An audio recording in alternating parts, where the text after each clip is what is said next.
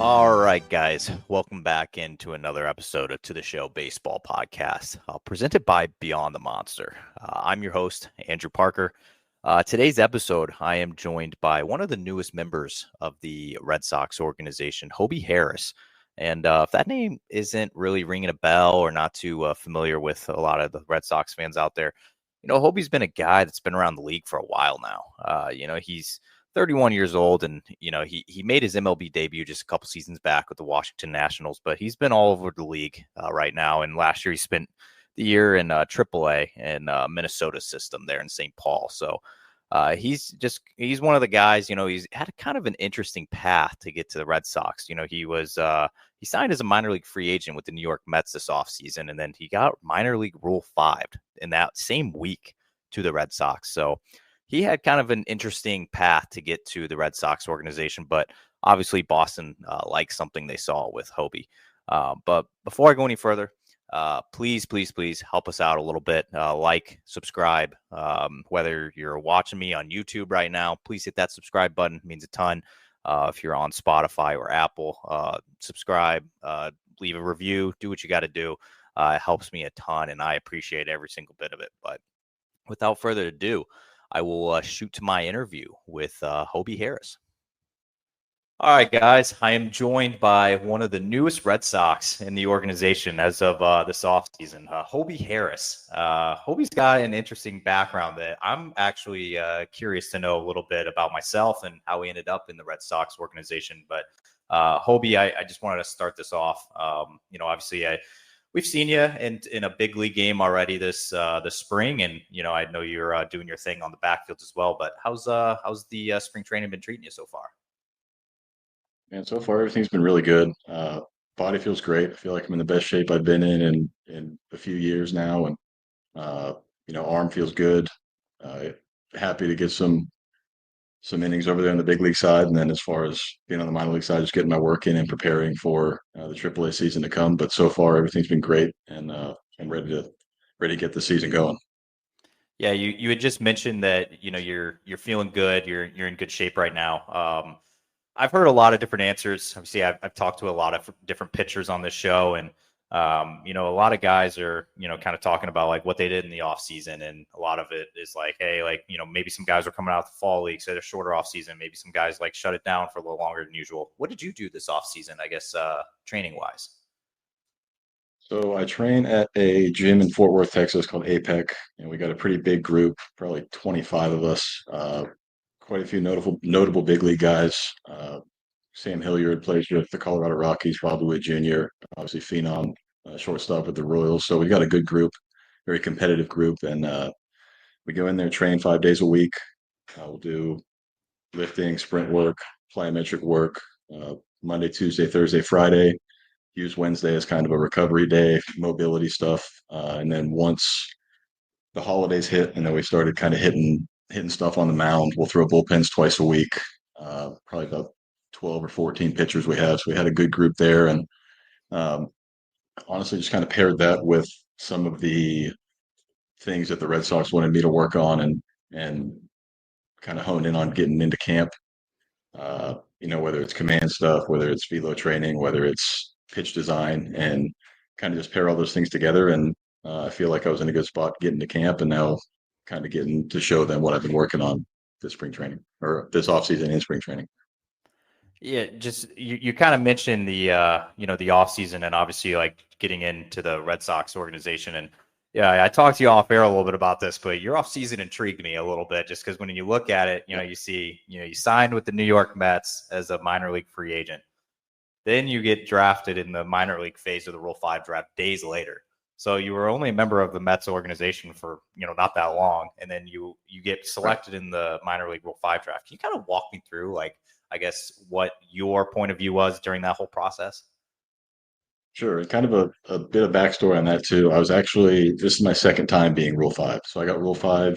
I was drafted by the New York Yankees in 2015, and then I was minor league Rule 5 in 2019 after that season came to a conclusion.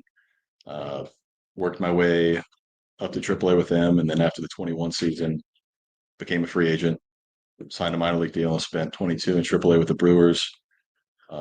2023, I was in, I signed a minor league deal with the Nationals, ended up making the team out of camp there. I was up and down in 23, and then last year signed a minor league deals in AAA with the Twins. So, uh, not my best year last year. So going into the offseason, my agent Matthew Gata and I kind of had an approach of we wanted to see where the opportunity was and where I could kind of, for lack of a better description, get back on my feet and get back into my groove like I had been in years past. And the Mets showed interest early on and decided that would be a good route for us to go. And after we signed, they reached out to my agent and told him with the Rule 5 coming up, they wanted to protect some of the younger guys from getting drafted in the minor league Rule 5. And in order to do that, they've got to put those guys on the AAA roster. So even if these are guys that played in low A or high A last year, put them on the AAA roster just to protect them. And the only way they go is if they get selected in the big league phase.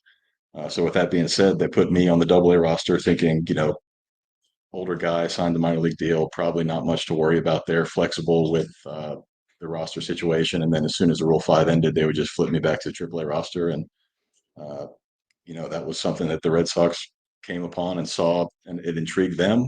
And I think it was not but 10 or 15 minutes after that paper move was made, they called my agent and said, "Hey, we see he's on the AA roster. Is that a typo, or is that something that's actually is that a real thing?" And Gata said, "No, they wanted to protect some of the younger guys, so they went ahead and put him on the AA roster." And when he called me, they basically said, "You know what? I think we're going to take him in the Rule 5, and we want him to be a part of the organization." So definitely interesting being 31 years old and getting Rule 5 for the second time, but goes to show they had interest in me. They made the move to get me into the organization with a purpose, and so far everything's been great, and I'm happy to be a part of an organization that I feel sees a future with me and sees value in me.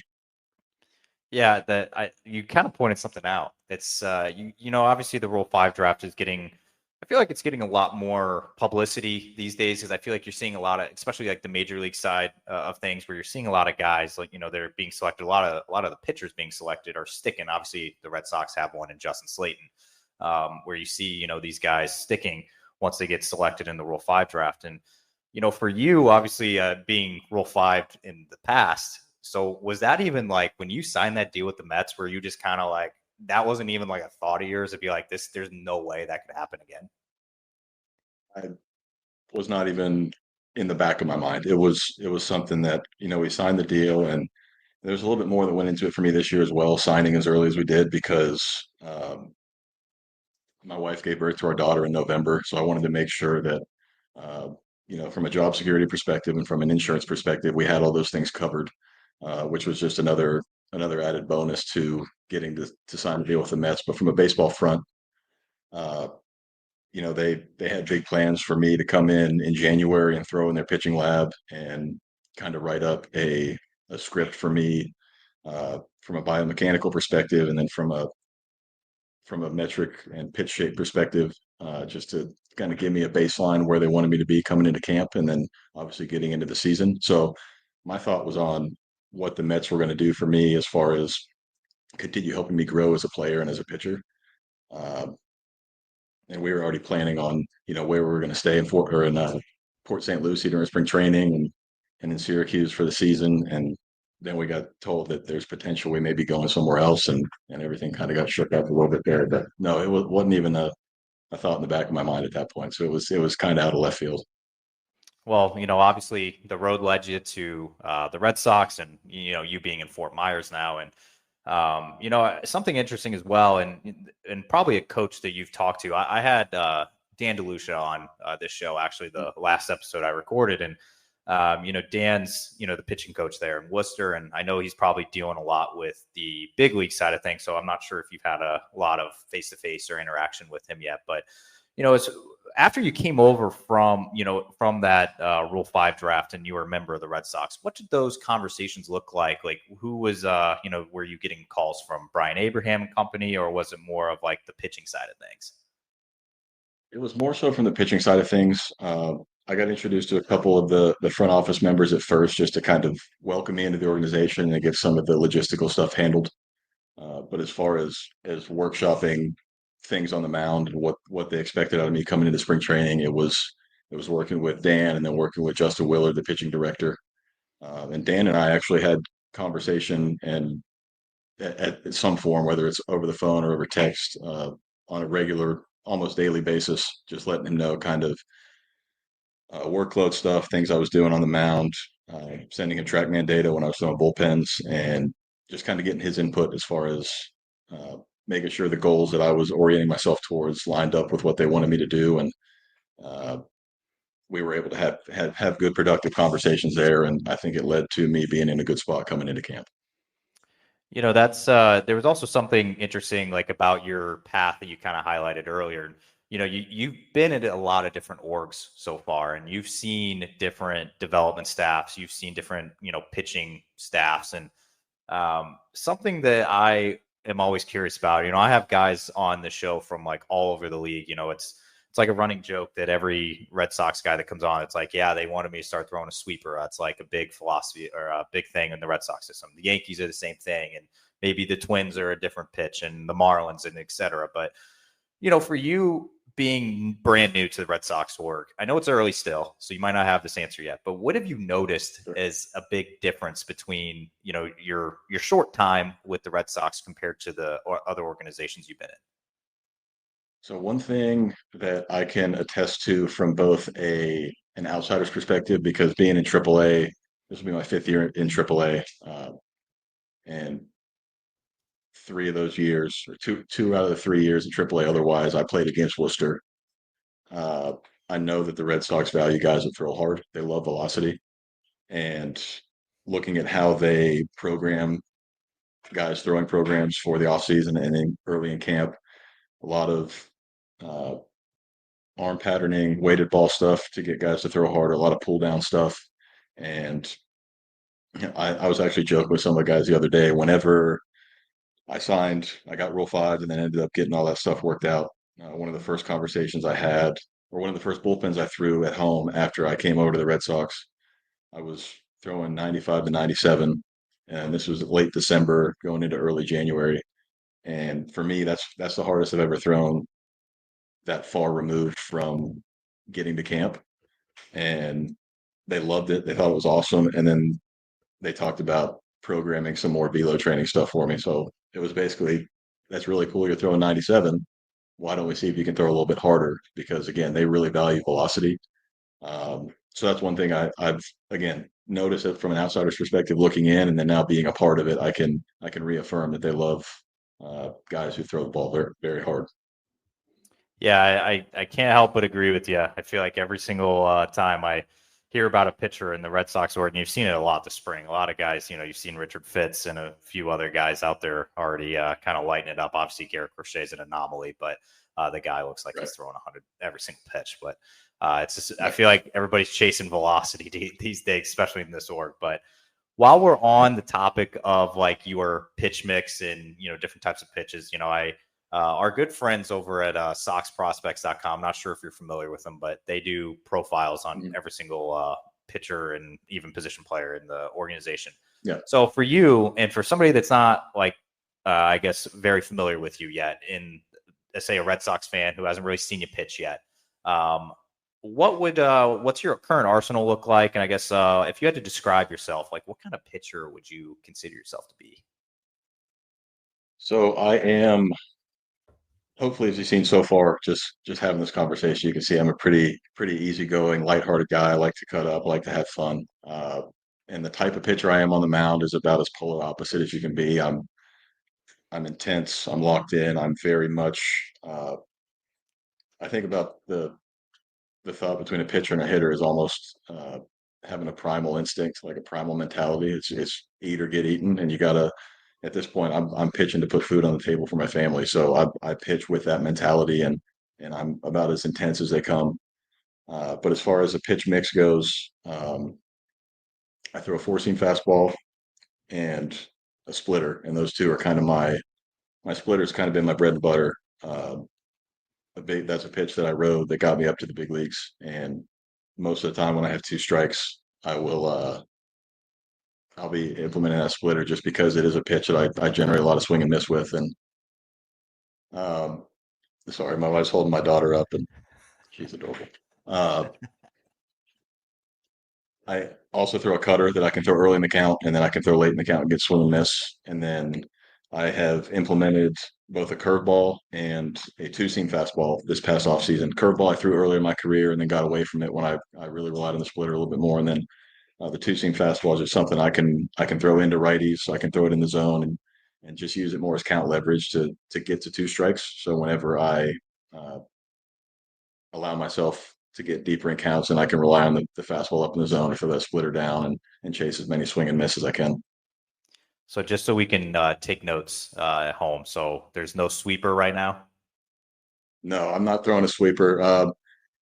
Looking at so again, being with the Twins last year, a way that they kind of quantified their guys. You have guys who have kind of a north-south mix. You got guys that are more east-west, and then you got your combo guys that kind of do both. And I fall into the category more of north south. My fastball's got some ride to it. My splitter, I'm trying to throw it down in the zone, and then my cutter planes off of my four seam fastball as well. And with that kind of approach and trying to work up and down in the middle of the zone, I haven't gotten very much going east and west. Again, a little wrinkle with the cutter, and then my curveball's got depth to it as well, which adds a little bit of that south component. But I haven't toyed with the sweeper. Yeah, it's like I said earlier. I feel like every guy, any of their new draft picks, anything like that. I know those guys are a little younger, but it's I feel like they're one of their first things is you got to learn to throw the sweeper once you get in New York. But Yep. obviously, you're a little more established, so I feel like your situation might be a little different as well. But Sure. something you did just bring up as well. Obviously, you're a new dad this off season, and I feel like that's something that once you become a new dad, especially I'm noticing a lot with. I feel like the change happens once the firstborn happens. I feel like you just kind of like it's a different perspective. It's like the game isn't as like you don't take it not that you don't take it as serious, but it's like you're playing for something bigger. It's like you're not just playing for Absolutely. yourself or your spouse or whatever it is. Like you have a daughter now. And I know you haven't like gone off to an affiliate yet and started the season, since becoming a dad, but how do you think that will change you now being a new dad? So honestly, even just the 3 weeks, month or so I've been down here in camp, I've already noticed a big difference just as far as my uh, the way that I approach my daily work. Uh, this is my 10th spring training, like we touched on earlier in the show. I've been around for a minute, and uh, there is a lot of monotony in this game. There's a lot of uh, doing the same thing day in and day out. There's a lot of prep work that doesn't look pretty. It's not fun to do, but it's things that you have to do to be best prepared to go out and do what you're supposed to do on the mound, which is fill up the zone, compete, and get guys to strike out and swing and miss. So whenever I'm in the weight room rolling out, or I'm doing my weighted ball stuff, or I'm doing conditioning drills, whatever the case may be, I take so much more pride in it now than I did before, and I'm hesitant to say that because I'm grateful for every opportunity I've gotten up to this point. And again, I when I was 8 or 9 years old, and if I could tell my 8 or 9 year old self that when I was 31 I would still be playing baseball, it would that kid would light up and it'd be the greatest thing he'd ever heard. But now, being here and understanding all that monotonous work that goes into it, it means so much more because I know I've still got a future in this game, and I know that the shape I'm in right now, I can have an impact at the big league level, and that thought in mind, knowing that I can do it not only to provide for my daughter and my wife, but also to make them proud, know they'll be watching me and watching the success that I may find on the mound. It gives me so much more motivation and inspiration than I've ever had. It's almost hard to put into words, but to your point, being a new dad and having something bigger to play for is it's the greatest thing in the world, and it's a level of motivation that I really don't think you can get from anything else. So for a guy, I need some advice here. For a guy that's Sure. little younger than you are, and I just got married in October, and obviously, Congratulations. thank you, congrats to you, and if on the daughter as well. But so Appreciate it. for obviously, my wife keeps throwing out the B word. It's like the baby word, Yep. right? Like it starts Yep. happening a little bit after you get married, and there's I gotta ask, you're a new dad, so is the term dad strength, is that legit? Like, have you noticed yourself in the weight room adding any extra weight on? Like, is that like a real thing? The short answer is yes, absolutely. Um, the more descriptive answer of that is as soon as I got back into the gym after we spent about a week at home, a couple days in the hospital after Parker was born, and then I think we got home on a Wednesday, Tuesday or Wednesday, and the rest of that week I spent at home, and then I ended up going back to training that following Monday. And whether it was lifting, whether it was doing plyo work, doing jumps, doing sprint work, I felt like the thought at the forefront of my mind is you're doing this for your daughter. Like it's not for me, it's not for my wife. Which even getting married, that was a big step too. That gave me a lot more inspiration. But now being a dad and being the sole provider of this young life, that was the only thing I was thinking about, and that kind of overshadowed the days where you may not want to run 20 sprints or you may not want to do uh, the heavy deadlifts or whatever it is. Like you're not thinking about the things that you don't want to do or how difficult it might be. You're thinking, how strong of a purpose you have behind each and every rep that you do. You know your end goal and how you want to use this game to provide for as long as you can. And pairing those two thoughts made my training so much more productive, and I feel like I got a lot more out of it. And by the way, I don't know who needs kudos between you or your wife, but elite name, by the way, for your daughter. Obviously, I appreciate that one a little bit. Yeah, of course. Well, a little side note, that was totally my wife's name. It's kind of it's a name that she's loved. If we had a girl, she wanted to use the name Parker, and there's a bit of a family backstory there that I won't go into. But um,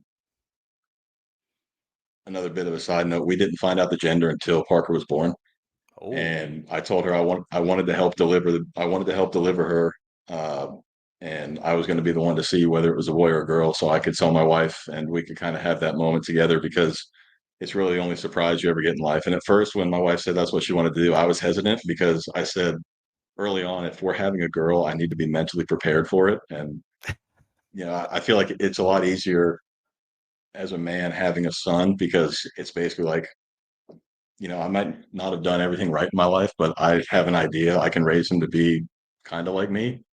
And then having a girl made it so much different. But um, she was born. Doctor said, take her, put her on your wife's chest. And then, you know, as soon as she came out, she's supposed to have that skin to skin. And I did my job. I did as I was coached to do by the doctor. And my wife and I are kind of having our moment. She goes, well, this is beautiful, but what is it? And I was like, oh, I totally forgot. I was so overwhelmed by the moment. I didn't even remember to look. So I was like, all right, give me a second. Went down, came back up. I'm like, we have a daughter. And for probably the 6 months leading up to Parker being born, we were convinced that she was going to be a boy. So that was a shock to both of us, but a shock in the best way. And the way I explain it is I think I always wanted to have a boy, but it wasn't until Parker was born that I realized I needed to have a girl because it softened me, but it also hardened me at the same time. And it's the greatest feeling ever. So kudos to her for the name because she came up with Parker. all right. Yeah, I couldn't agree with you more. I think all of us guys like kind of, we grow up and once we start thinking about having kids one day, we're just like, I want to have a boy. Like I want to like coach him in baseball. I want to like do all that. Yeah. Right. It's like, you see all that, but Yep. then you're just like, you know what though? Like being a girl dad's probably pretty freaking cool too. So, Yeah. I just kudos to your wife for the name, by the way. Obviously I love it for obvious reasons, but, yeah. All right. So I have a few random questions left for you before I let you slide here. Sure. You mentioned Absolutely. earlier in the show that you have pitched in Worcester before, and that's potentially a Yes. place that you're going to be beginning the 2025 season. Do you remember any of your outings? Like, what was it like pitching there?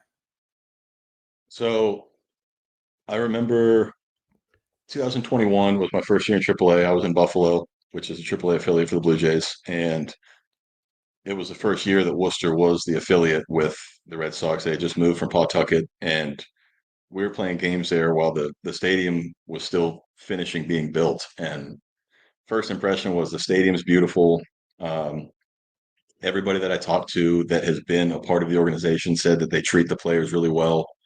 And then from personal experience, I have for the most part, I've thrown well there. I remember um,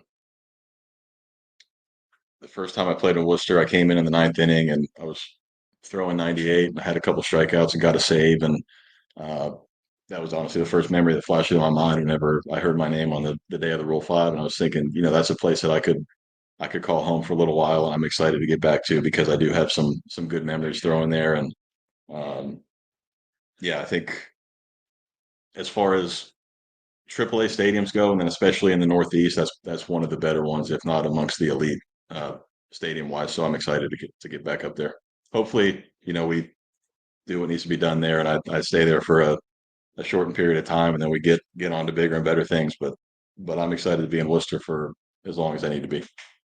Did you experience the ball kind of flying a little bit? I mean, maybe if you weren't even the one on the mound, but maybe you were watching it from the bullpen or wherever. But did you experience the wind tunnel that happens in right field over the monster?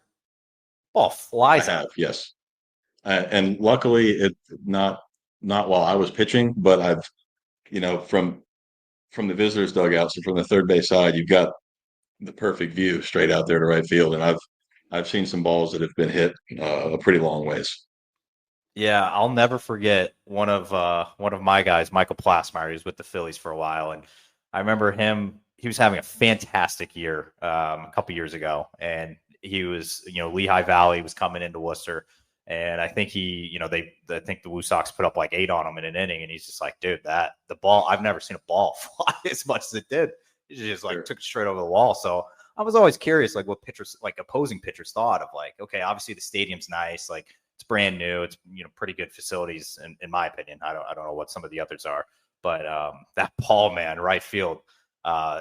Just an update for you. They did build an apartment complex behind the wall, so it's going to be freshly done this season. So maybe it took a little bit out of it. I was told that it possibly could take some of the ball kind of flying out there. So that might be a good update for you. No doubt. Yeah, I'm excited to see that. I know another side note, last year I played in St. Paul, again, being in AAA with the Twins, and it really didn't matter where the ball was flying. The ball flew just about everywhere. It was like playing in a Cracker Jack box. So I'm even knowing that the ball flies pretty well at Worcester, I think it's going to be a bit of a breath of fresh air in relation to where I was at last year. So I think everything's going to be good in that regard. Yeah, I couldn't agree more. I mean, I know the PCL. I hear horror stories out of those pitchers that survived the PCL, man. Like pitchers that survive the PCL, man. that's Like the best I could probably the best think I of could for probably think AAA of for experience. AAA experience. All right, last I'm question. sorry, can you still hear me? Yeah, it was just echoing a little Okay, bit. Cool. Going a little bit. Sorry, my headphones just died, so I'm on my You're good. I my got I got one question left for you. question left for you. gotcha. So So I don't know how much you know I don't about know some how of the much you know guys about the some Red of the Sox guys have in their the Red system, Sox have but in they have their a pretty system, good but farm they have a system pretty right good now. farm system right now. And they have a big three of They have a Roman big Anthony, three of Christian Roman Anthony, Campbell, and Christian Marcelo Campbell, Meyer. and Marcelo Meyer. You have a chance to pitch in front of all three of them In this front of year. all three of them this year. What are your thoughts on What are pitching in your front of a thoughts team on with pitching that in much front of a team hype with and that much I guess hype that much and I talent guess on that it much to talent on start it to 2025? start 2025? You know, I've gotten to experience all three of those guys in on the big league side early in camp, and all three of them are so incredibly talented. And one thing I notice is all three of them are hungry to get better and hungry to continue to learn, which is really really cool to see because I've seen younger guys that have all the talent in the world that just think um, all they have to do is show up and they're going to be successful. And again, this game is quick to humble you. So if they've already got that mentality, I think they're going to have very very bright futures ahead. And from a pitcher's perspective, knowing that I've got that much talent behind me just gives me that much more confidence to pound the strike zone and let my defense work, and then getting to hopefully have quick innings and then get back in the dugout and watch them do the thing at the plate is very very exciting. And that they're going to be featured in Fenway sooner rather than later. And I'm gonna enjoy every minute I get playing with those guys because I know all three of them are special talents. Yeah, I couldn't agree more with you. But Hobie, I appreciate all the time you gave us. Obviously, it was nice getting you kind of intro to Red Sox fans kind of around there listening to this. And obviously, we're looking forward to seeing you in the rest of spring training and wherever you do start in 2025. But thank you so much for hopping on. Awesome, Andrew. Thank you so much for your time, brother. I appreciate it.